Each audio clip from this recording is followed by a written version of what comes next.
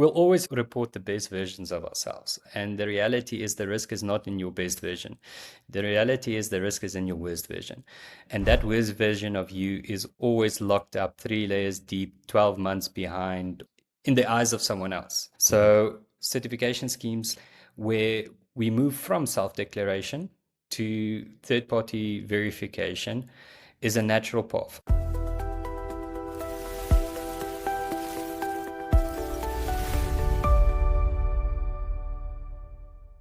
If the energy transition depends on critical minerals, then we need to ask ourselves, how much do we really know about the supply chains behind them? Good morning, good afternoon, or good evening, wherever you are in the world. Welcome to episode 128 of Resilient Supply Chain, Stories and Strategies that Keep Business Moving. I'm your host, Tom Raftery. Today, I'm joined by Johan Oosthuizen, a responsible sourcing specialist working at the intersection of mining, operations, supply chain governance, and regulatory due diligence. He spends his time where boardroom expectations meet site-level reality, which is exactly where a lot of supply chain resilience either proves itself or quietly falls apart.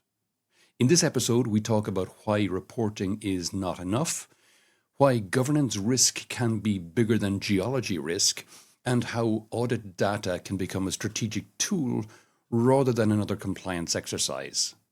Interestingly, Johan points out that a large mine may employ 1,000 to 2,000 people directly, but needs around 10,000 people in the first tier alone to support it. That's not a supplier base, that's an ecosystem. Let's get into it. Johan, welcome to the podcast. Would you like to introduce yourself? Hi, Tom. Absolute pleasure being here. Big fan of the show. Look forward to contributing. Yes, I'm Johan Oosthuizen. I am a responsible sourcing specialist out of South Africa. My work sits in the intersection of mining, operations, supply chain governance, and regulatory due diligence, primarily looking at critical minerals, but I do work in agricultural supply chains as well. The best way to put it is my role sits somewhere in between site level reality and regulatory expectation, whether it be IFC performance standards, OECD due diligence guidelines, or EU legislation. So I spend most of my time looking beyond policy statements and into how management systems actually function on the ground, on a contractor level, at a supplier level, and most importantly, on community interfaces. This means I see both the ends of the system and the gears of the system with investors, a regulatory mindset in place, and what actually is happening operationally. What we're going to explore today is the gap where resilience fractures or becomes a living, breathing tool that can be reported on. Okay, and how did you get into all this, Johan? By accident, I think that's the best way to put it. There was no divine plan. I started off my professional career in socioeconomics, specifically social impact assessment. I had the privilege of working overseas on my first project in a very big gas and oil and gas project in northern Mozambique, where I got a very rude awakening to what socioeconomic development can and should be. And over the years, that's formed me, being involved in environmental authorizations as well, EIAs, SIAs, socioeconomic impact assessments. That's where my life started until I ended up in resettlement, which everybody knows is probably the toughest social science there is. I really enjoyed the complexity of resettlement, but after a couple of years, that kind of wears you down emotionally and physically. So I had a good conversation with a gentleman at the airport the one day, and I told him what I was doing and what I was there to do. He just took one look and said, why don't you try auditing? You can sit on the other side of the table for a little bit. And then I said, yeah, well, why not? 2 weeks later, I started my journey into social compliance auditing. I got my ABSCO certification, which is extremely hard to get. From there, did about 2 years of in-depth auditing, audited over 1,000 days to date of audits, social compliance audits, ethical trade audits, the sustainability assurance of big multinational companies. And then from there, the light bulb went off in my mind. Why do I not combine the two?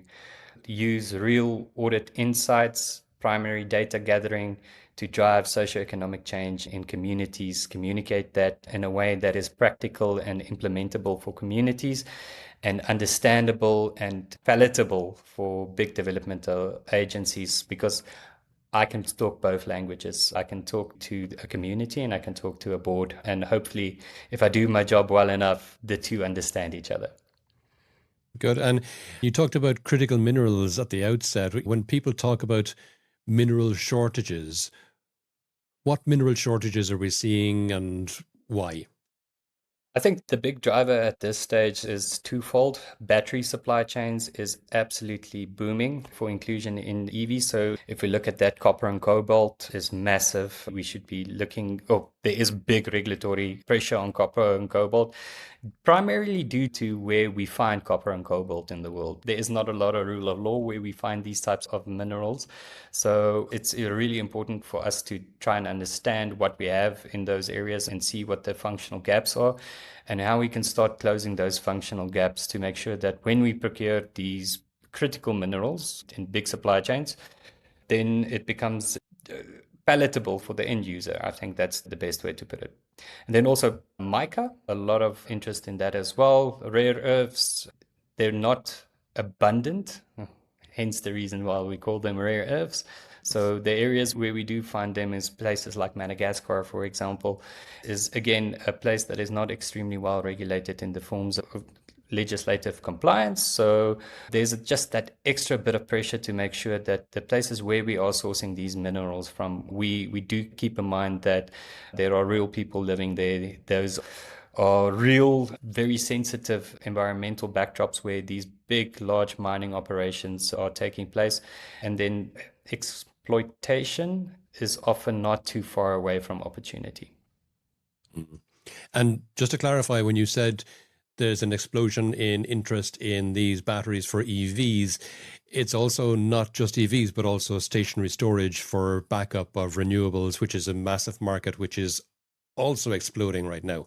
I shouldn't say exploding when I'm referring to batteries, but you know what I mean. I know exactly what you mean. And then we already had the massive demand for these minerals anyway, because batteries have been part of our lives for many years.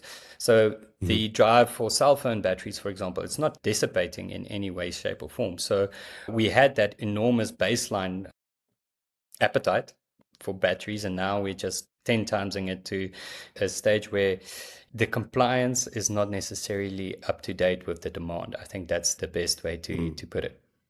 Yeah. And where does a lot of the risk, or where are the weakest links? Is it the tier 2 and tier 3 contractors?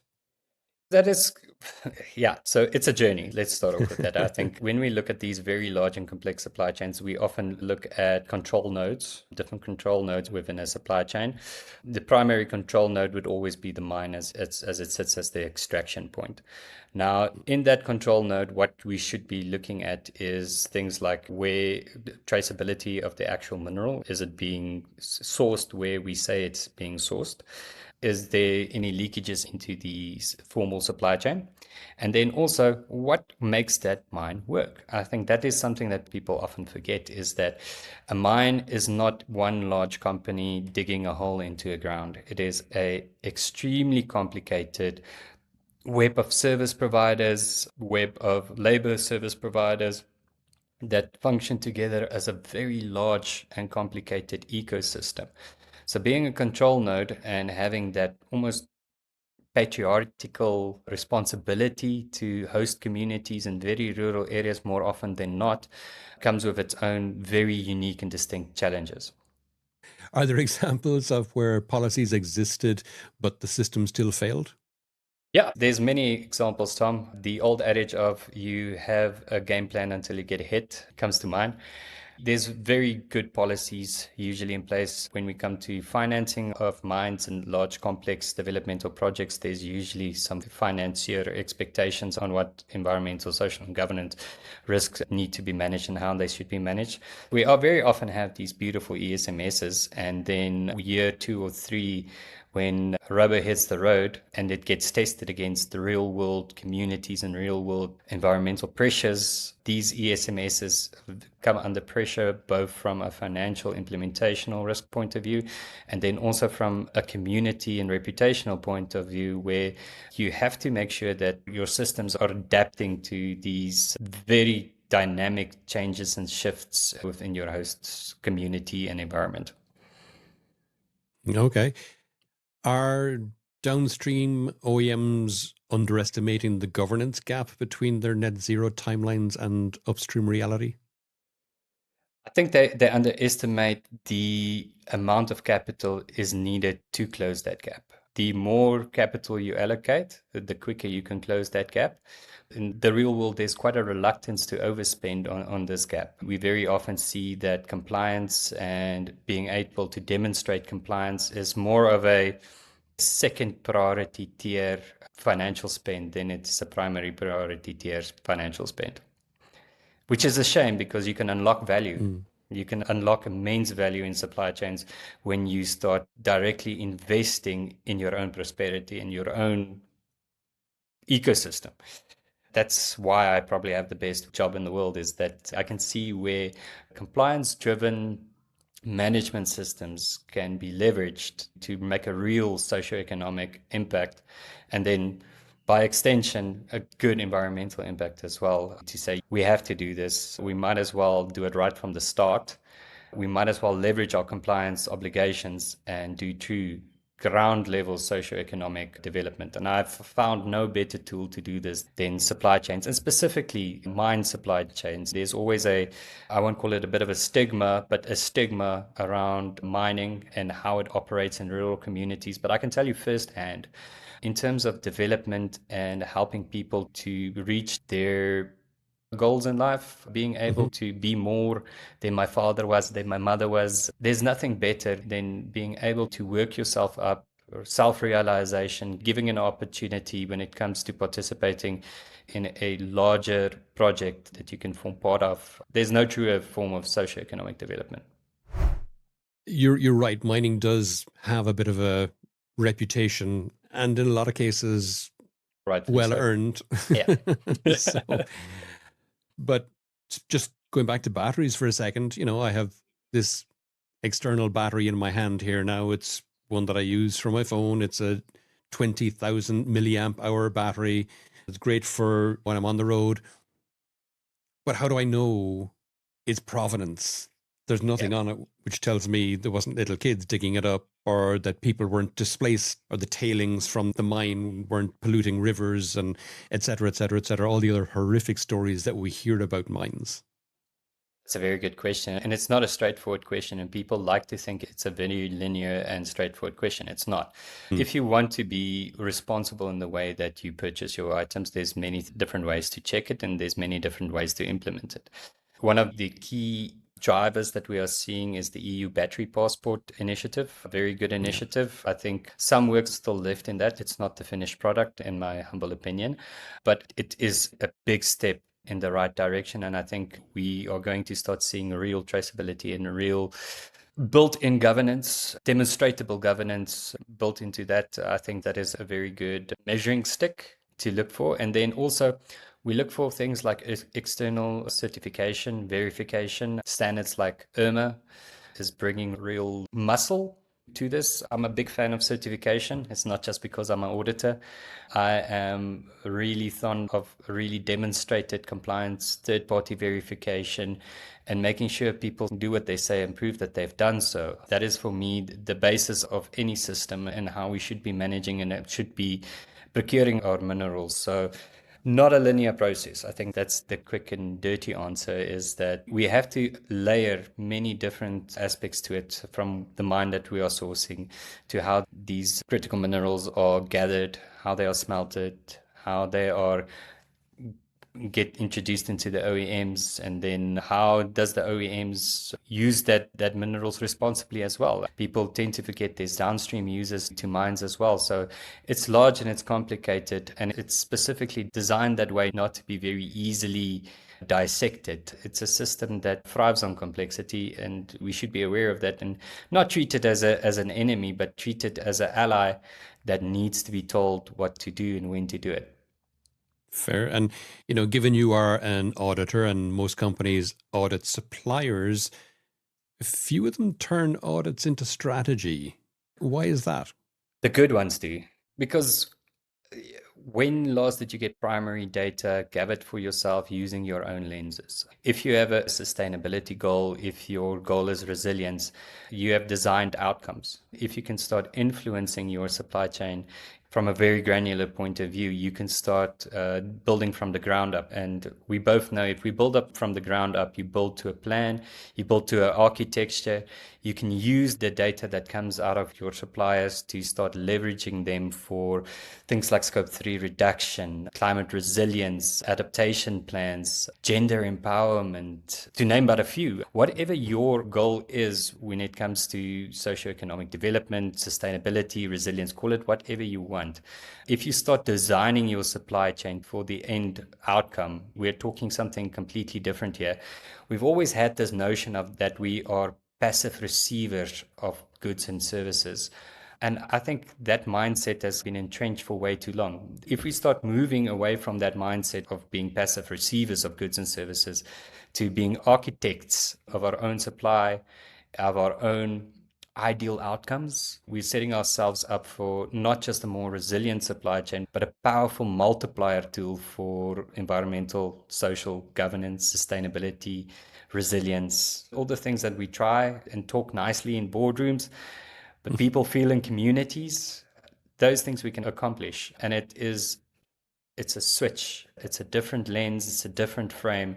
The good companies are doing it. And then I do think that will be the differentiator one day. That's how our goods are going to be sourced in the future. My humble opinion is that people are going to start looking beyond pure commodity prices, which is extremely regulated anyway, into what is this company doing for its communities? How is it treating the environment?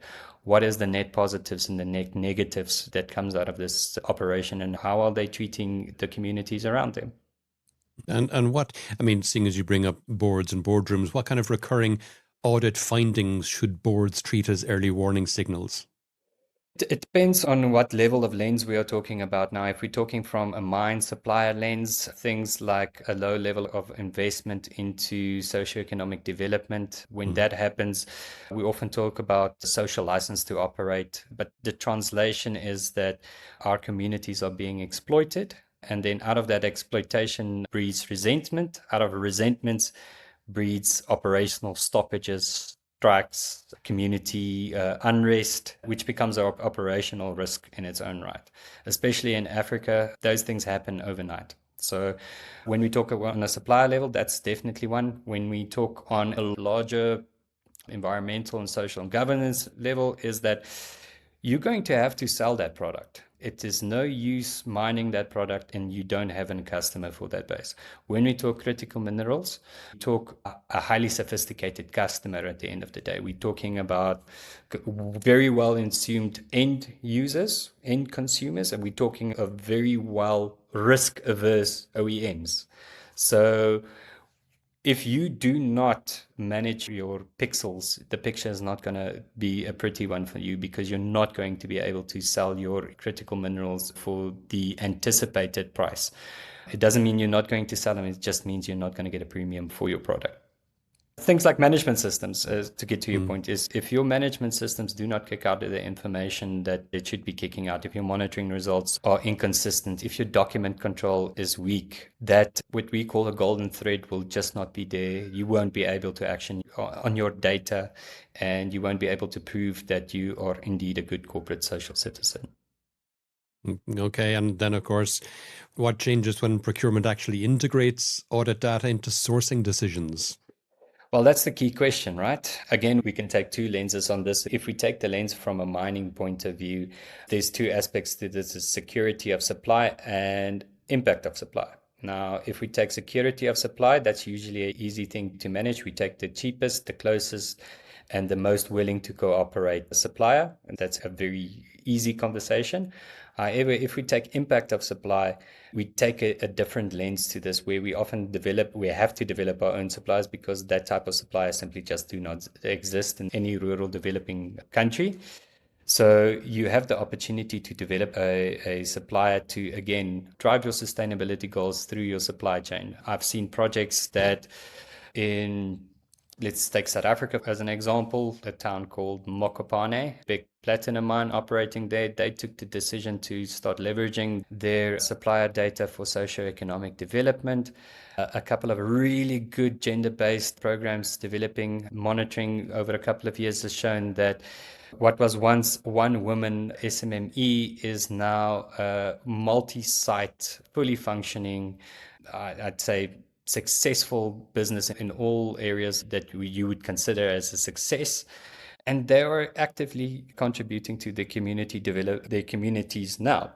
Now, what that means is a trickle-down economy. If you invest in people in the community, those people are not going to go to their nearest metropolitan zones and spend their money there. They're going to reinvest that same money into their communities.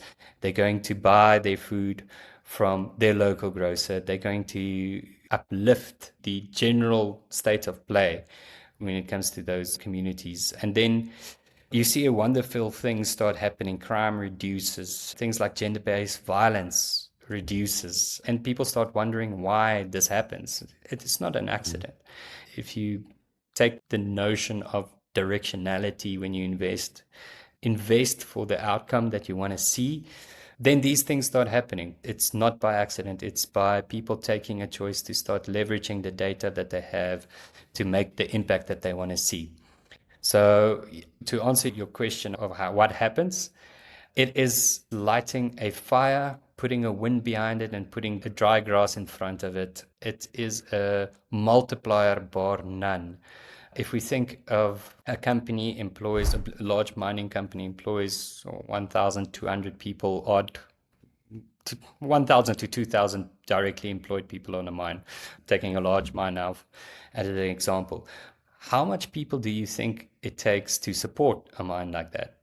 Just roughly. 10,000? 10,000 in your first year, right? 10,000 in your first year. Then if we go to your second year, that almost quadruples. So the multiplier effects that we have with that, there's nothing like it. There is nothing like it, and especially developing countries where the level of labor sophistication is not as advanced as, say, the European or the Americans. But that in itself is a major advantage, because you can skip the landline. You can go straight to the cell phone and learn the lessons that should have been learned, and implement a system that is more equitable and fair from the beginning.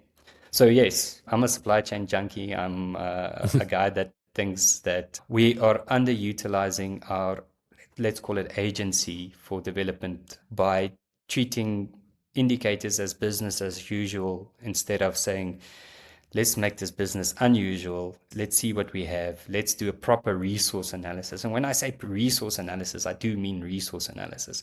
It's not just about what's in the ground. It's what we have in our people. It is what we have in our culture. It is what we have in terms of knowledge base and will and youth. We have so much resources around us that we just take for granted most of the times, because we think they belong to someone else. They belong to a different time, a different process. But if you sit down and really try and understand the system, all of the resource flows, some form of magic happens, and you can clearly see where you should be investing, how you should be investing, and what you should be doing with your agency.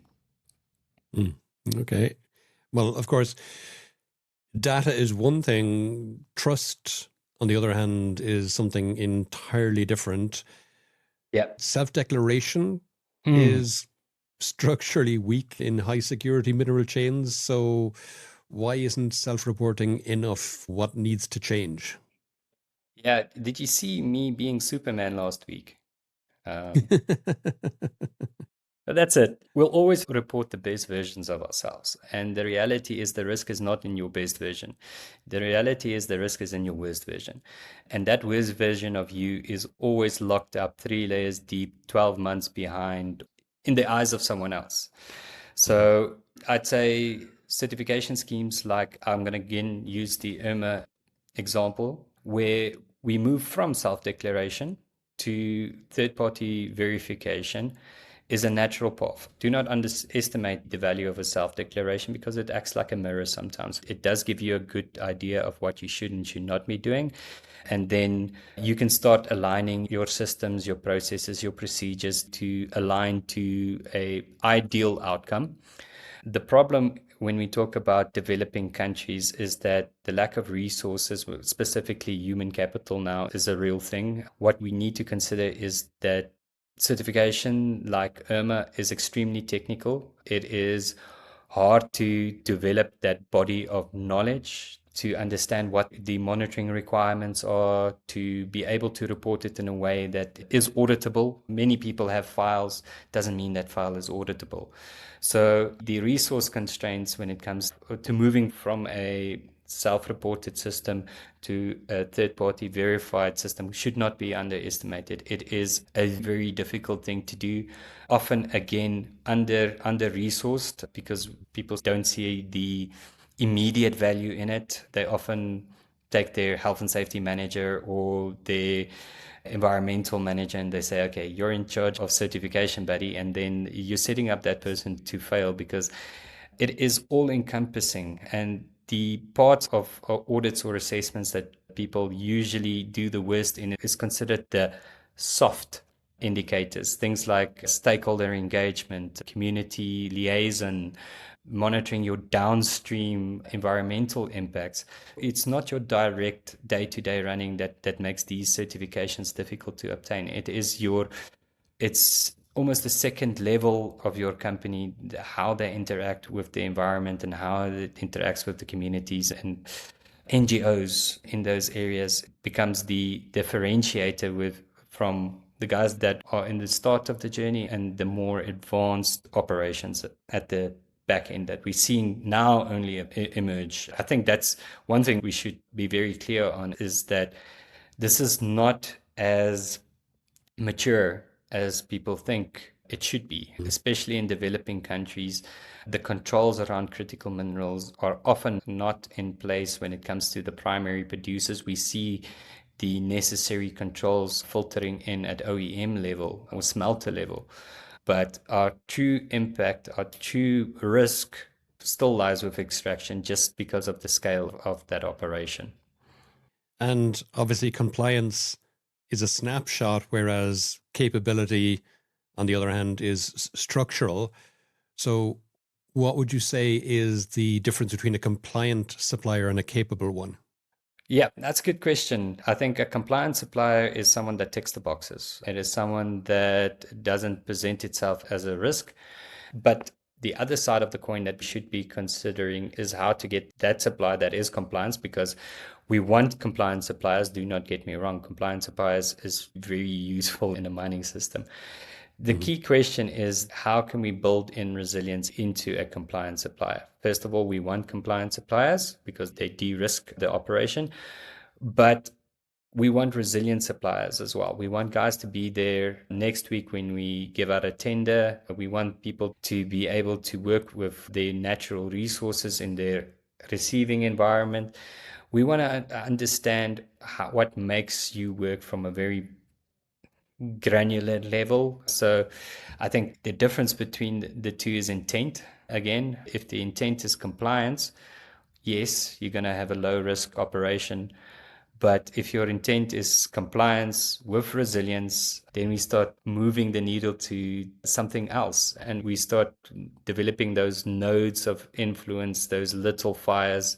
We spoke about the more little fires you can create, the more wind you put behind it, the bigger the fire at the end of the day, right? Mm-hmm. Sure. And talking a little bit about Africa, seeing as that's where you're based, what would you say are the biggest misconceptions Western buyers have about African mineral supply chains, and what local strengths are under-recognized? Yeah, that's a very good question. And I think we tend to think of geographical areas as small, isolated places. When people talk about Africa, they think about one place. Africa has many different places. Africa has many different faces. We can talk about a mine in Johannesburg, and that's not the same as a mine in the DRC or in Zambia. There is a lot of geographical differences between the African operations. And I think I'm privileged enough to wear the glasses of risk, compliance, and finance many times. So I look at an Africa from a European or American or a Chinese perspective in terms of investment. So I'm privileged enough to get that view, but it's immensely different from one place to another. I think the big thing that we very often miss is that inherent resilience. Africa has a way of working. They are very adaptive, very used to harsh conditions, be it heat, be it rain, be it political instability. Africa finds a way. So that inherent robustness, that hard-nosed attitude of we're going to get it right and we're going to make it work. That's always there in African operations. And it's a beautiful thing to see sometimes, that extreme will to make it happen from a company point of view and from a people point of view. I think it's a beautiful thing to see on the ground, is that just everyday resilience, every day get up and go, every day let's make it work attitude. Often that can unfortunately translate into exploitation if it's unchecked, if there is irresponsible investment or irresponsible management from development agencies. That resilience, that can-do attitude can very easily be turned into exploitation, and it has in the past. And I think that's one thing that we should be acutely aware of, is that if we think gone are the days of exploitation, it's not. Exploitation is 100% there, and often it's the neighbor of the very clean, very well certified mining operations is right next door. There is operations that are not as clean, and we have to treat that as a risk, and we have to treat that as an opportunity, because there's no need for them to not be aligned. I think it's our customer expectation, our will to procure responsibly, that drives these types of initiatives, and ultimately does filter down to very primitive mining sites that says that this is our customer expectations. This is the certification that we need to get. It's no longer good enough for us just to dig in the ground. We need to prove how we've dug in this ground. Okay. If resilience in mineral supply chains is really about governance quality, what should boards be measuring next quarter that they're not measuring today? That is a really good question. I think the implementation of management systems, I always go back to a management system. I love my spreadsheets. They always tell us a hidden truth, because we get narrative and you get statistics, and somewhere in between lies the truth. So I'd always go back to the spreadsheets. I'd always go back to how my data is reported, how it is consolidated, how it is interpreted. And then at the end of the day, how can we start leveraging that data? A good assurance process on my data. Do not underestimate the value of a second pair of eyes on what you consider the sensitive data. I think the value of assured data versus self-reported data, it's two different things. And I think we've almost been lulled into a false sense of security when we see these beautiful, bright and shiny reports, but you see there's no assurance on that data. So assured data, if I was a board, I'd 100% look at getting my data assured and making sure that what I'm basing my decisions on is actually what is the reality in my operations. Okay, interesting. And what surprised you most? Was there any one particular finding or any one particular audit where you found something that you went, whoa? Yeah, Tom, too many to think of.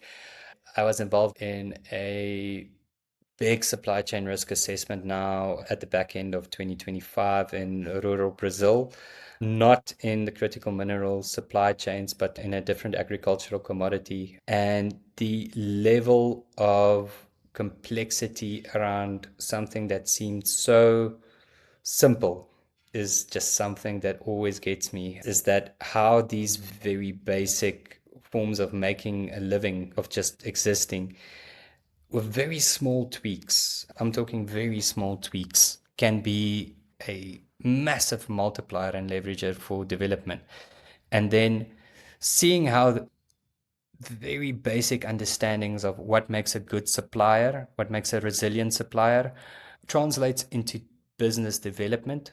So the market I'm talking about now had a supplier base of, I think, 18,000 different smallholder farms, and there were 6 operators of that size in there, and they were all competing for the same supplier base.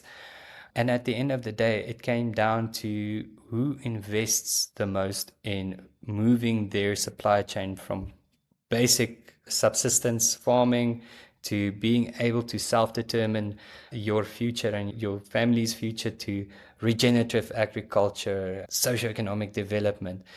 And I've done this a million times.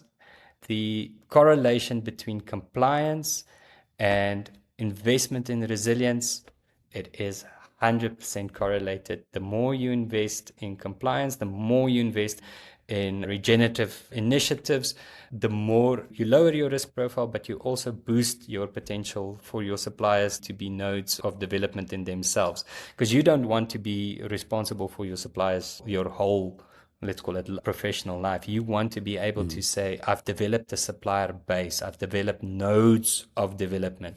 Because if you develop nodes of development, that's where you see the true multiplier effects. But if you keep that power to yourself and only manage your risk, you see no development, no tangible thing. And then you see random things like your suppliers going to other companies and negotiating different terms of them, and then they'll often move for 50 cents on the dollar between companies. So the loyalty just isn't there, and it becomes a business risk, and you end up spending way more money in recruitment. The knock-on effects of not realizing your agency is something that plays itself over any commodity, any supply chain. It is always there. If you don't take responsibility, if you don't invest, if you don't understand the drivers of your supply chain, you will bear the negative consequences over a period of time. I think that's always been almost 1-to-1 ratio. Makes sense. Okay. Quick lightning round, Johan. One word or at most one sentence answers. Ready? Yes. Yes. All right. How am I doing? Good so far. Okay. Build fast or build resilient? Build resilient every day. Nice. More audits or better supplier training? Both. Audits need to inform supplier training. Chicken and egg scenario. Okay. Local sourcing or global diversification? Local sourcing with global intentions. Okay. Transparency public or kept internal? Depends on where you are in the journey. I know that's not a one-word answer, but it depends where you are on the journey. But you have to always say transparency, and you need to understand what you're transparent about, but transparency always. Okay. Exit weak suppliers or invest to fix them? Is that the million-dollar question? Acceptable tolerance risk levels. Understand what is your accepted tolerance. Invest in anything under that threshold. I'd say there is a couple of non-negotiables: child labor, forced labor, bonded labor, environmental exploitation. That should never be present in any supply chain. If you participate that, I see you as untrainable and uninvestable. So anything else where you can be helped along the way and developed along the way, given the right tools, definitely invest. And governance risk bigger than geology risk?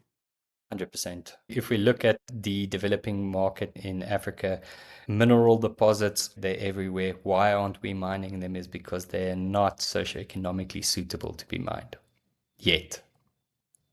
Okay. And a left field question for you.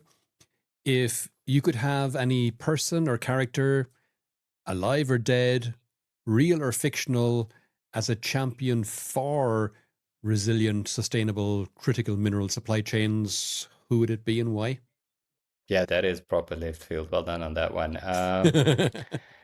I'm South African, so I naturally tend to think it's Nelson Mandela. Nice. seeing that it's multidisciplinary, it's multifaceted, finding a way for everybody to win, finding a way for everybody to feel like they've achieved something. It was something he was a master at, and that's it. That's something we need more of, is deal wins for everybody, not just one person or one company or one supplier. Brilliant. Okay. Johan, we're coming towards the end of the podcast now. Is there any question that I didn't ask that you wish I did, or any aspect of this we haven't covered that you think it's important for people to be aware of? I don't know. I think that was good. I think I can honestly not even remember most of it. It was just it's just a good conversation. I think that it's something we could have done with a beer in the hand, which is nice. Next time. Next up. Brilliant. Okay. Johan, if people would like to know more about yourself or any of the things we discussed in the podcast today, where would you have me direct them? I think my LinkedIn page is probably my number one landing opportunity. I'll pop you the details, and I think that's the best way to do so. I'll also include my professional email address if anybody wants to reach out directly. As you can see, I love having a chat and talking about these things. There's no such thing as a supply chain sustainability expert. It's just we integrate a lot of things, and the more people we can talk to, the more integration can happen, the more resilient we can build our supply chains. So love having these conversations. Fantastic. Johan, that's been amazing. Thanks a million for coming on the podcast today. Thanks, Tom.